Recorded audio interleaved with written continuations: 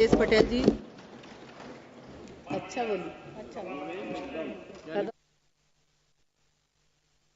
संबंधित त्रिभुवन सहकारी विश्वविद्यालय विधेयक 2025 पर मेरे विचार रखने के लिए आपने अवसर दिया, इसके लिए मैं आपका हृदय से धन्यवाद करता हूं। महोदय, देश के पहला सहकारी विश्वविद्यालय की स्थापना के लिए विधेयक लाने और सहकारिता क्षेत्र के नायक स्वर्गीय त्रिभुवन दास पटेल जी के नाम पर इसका नाम रखने हेतु मैं विश्व नेता और भारत के प्रधान सेवक आदरणीय श्री नरेंद्र भाई मोदी साहब एवं देश के जनमानस के मन में अपने कार्यों से दूसरे लोह पुरुष की छवि बनाने वाले देश के माननीय गृह एवं सहकारिता मंत्री अमित भाई शाह साहब का हृदय से आभार प्रकट करता हूं। माननीय अध्यक्ष महोदय, मेरा मत विस्तार आनंद स्वर्गीय त्रिभुवन दास जी के नेतृत्व में सहकारिता का क्षेत्र में क्रांति के लिए, श्वेत क्रांति के लिए और विश्व प्रसिद्धि सहकारी कंपनी अमूल के लिए भारत ही नहीं विश्व में जाना जाता है। महोदय, 1940 के दशक में जब गुजरात के खेड़ा जिला के किसानों को दूध के व्यापार में शोषण का सामना करना पड़ रहा था, तब त्रिभुवन दास पटेल ने सरदार वल्लभ भाई पटेल के मार्गदर्शन में एक क्रांतिकारी कदम उठाया। उन्होंने किसानों को एकजुट किया और 14 दिसंबर 1946 को खेड़ा जिला सहकारी दूध उत्पादक संघ की स्थापना की, जिसे आज हम सब अमूल आनंद मिल्क यूनियन लिमिटेड के नाम से जानते हैं। उनका मानना था कि सहकारिता ही वह रास्ता है जिसके जरिए छोटे किसानों को उनका हक मिल सकता है।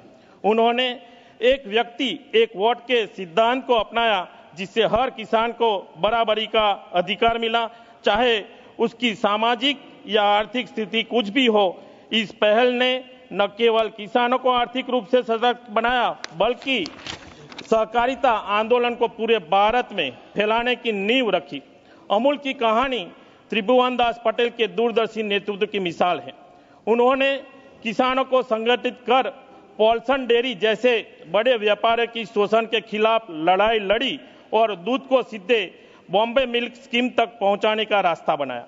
महोदय, त्रिभुवन दास पटेल के नेतृत्व में अमूल ने 1973 में अपनी 25वीं वर्षगांठ मनाई और तब तक यह देश की सबसे बड़ी दूध सहकारी संस्था बन चुकी थी।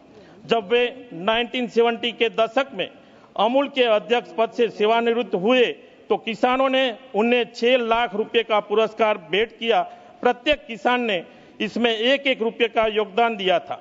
इस राशि से उन्होंने त्रिभुवन दास फाउंडेशन की स्थापना की, जो आज भी ग्रामीण महिलाओं और बच्चों के स्वास्थ्य के लिए काम कर रही है। अमूल के बारे में बताऊंगा कि अमूल जब स्टार्ट हुई तो 250 लीटर पर डे लीटर से 250 लीटर डे से चालू हुई थी। आज अमूल में अकेले में 60 लाख लीटर पर डे का दूध किसानों जो भरते हैं, पूरे गुजरात में 2,38,000 लीटर दूध पूरी डेयरी में भरते हैं। गुजरात का सबसे बड़ा और एशिया के सबसे बड़ा अमूल सहकारिता क्षेत्र में सबसे आगे है और एक उदाहरण है कि अमूल जैसे सहकारिता क्षेत्र से किसानों को कितनी उनकी आवक बढ़ती है। ये सब कुछ अमूल से हुआ है। फार्मर्स को, किसान के फार्मर्स को अमूल के द्वारा जो चाहिए उनको बढ़ाने के लिए वो भी अमूल पूर्ण करती है। जब कांग्रेस अमूल में थी तब किसानों को पर ईयर 300 करोड़ बोनस मिलता था। आज वही 600 करोड़ बोनस 3 साल में किसानों को मिल रहा है। इतना बड़ा परिवर्तन जब आया है तो अमूल जैसी सहकारिता हर भारत देश में होनी चाहिए और ये सहकारिता आंदोलन को पूरे भारत में फैलाने की नींव रखी है। अमूल की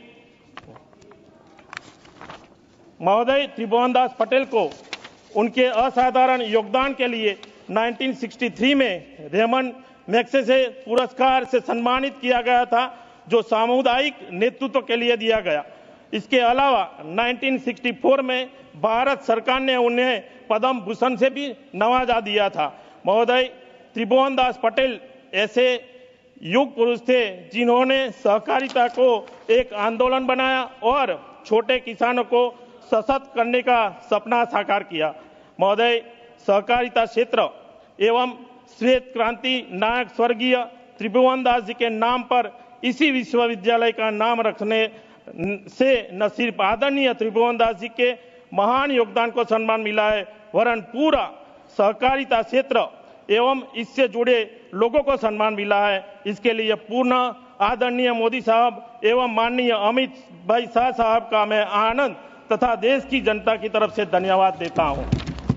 महोदय, मुझे पूर्ण विश्वास है कि आगे भविष्य में यही विश्वविद्यालय आदरणीय मोदी साहब के विजन आत्मनिर्भर एवं विकसित भारत के लक्ष्य को प्राप्त करने एवं गांव किसान के समृद्धि में अपने महत्वपूर्ण भूमिका निभाने वाला है।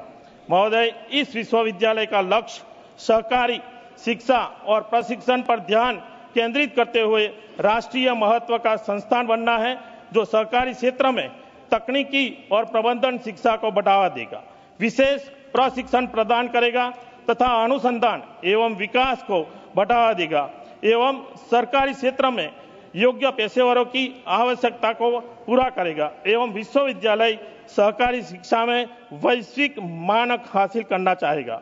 अध्यक्ष महोदय, माननीय गृह एवं सहकारी मंत्री अमित भाई शाह साहब ने सबसे पहले 2021 में राष्ट्रीय सहकारी विश्वविद्यालय की योजना की घोषणा की थी। उन्होंने राष्ट्रीय सहकारी सम्मेलन के दौरान इसी तरह के संस्थान की आवश्यकता पर प्रकाश डाला था।